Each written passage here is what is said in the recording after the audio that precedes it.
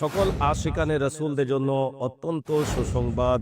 আলহামদুলিল্লাহি আজ্জা usual 30 April 1-2 মে 2025 চট্টগ্রাম বিভাগীয় পর্যায়ে 3 দিনের সুন্নাতে ভরা ইজতেমা হতে যাচ্ছে।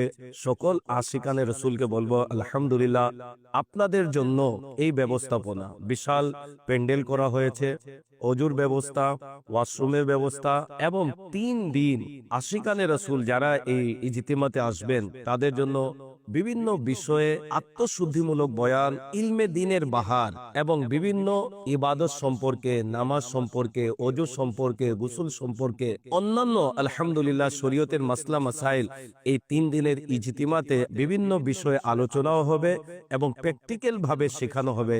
তাই অনুরোধ করব সকল আশিকানে রাসূলকে, আপনারা এখন থেকে প্রস্তুতি গ্রহণ করুন এবং 30 এপ্রিল 1-2 মে 3 দিনের সুন্নতে ভরা ইজতিমাতে অংশগ্রহণ করুন।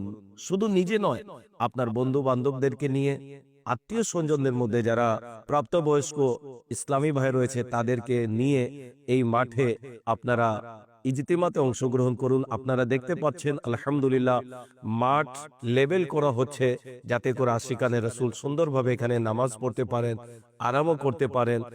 পর্যাপ্ত এখানে অজুর ব্যবস্থা রয়েছে, আলহামদুলিল্লাহ পানির ব্যবস্থা করা হচ্ছে। বিগত যারা ইজতেমাতে এসেছেন আপনারা দেখেছেন দাওয়াত ইসলামী 3 দিনের সুন্নত ভরা ইজতেমার আয়োজন কেমন হয়, কোনো কষ্ট করতে হয় না। আল্লাহর রহমতে অনেক সুন্দরভাবে আমরা এখানে ইলমে দিন অর্জন করার সুযোগ পেয়ে থাকি এবং এই 3 দিনের সুন্নত ভরা ইজতেমার মাঠ থেকেই আলহামদুলিল্লাহ 63 দিনের মাদানী তারবিয়াতি কোর্স, 1 মাসের কাফলা, 12 দিনের কাফলা, 3 দিনের কাফলা, অসংখ্য আশিকানে রাসূল তারা আল্লাহর রাস্তায় সফরও করবে।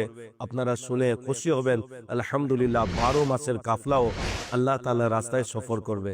তো অনুরোধ করব আপনি 3 দিনের ইজতেমার শুধু প্রস্তুতি নিয়ে নয়, বরং আপনি 1 মাসের বা 12 মাসের বা 3 দিনের কাফলার নিয়ত নিয়েও আসবেন, যাতে আপনি এই মাঠ থেকেই আল্লাহ তাআলার রাস্তায় 3 দিনের জন্য আপনারা আল্লাহ তাআলার রাস্তায় কাফলায় সফর করতে পারেন। আল্লাহ তাবারক ওয়া তাআলা আমাদের এই ইজতিমাকে কবুল করুক। আল্লাহ তাবারক ওয়া তাআলা অদৃশ্য থেকে সাহায্য দান করুক এবং দাওয়াতে ইসলামীকে আল্লাহ তাআলা আরো উন্নতি দান করুক। সাল্লু আলাল হাবিব সাল্লাল্লাহু তাআলা আলা মুহাম্মদ সাল্লাল্লাহু আলাইহি ওয়াসাল্লাম।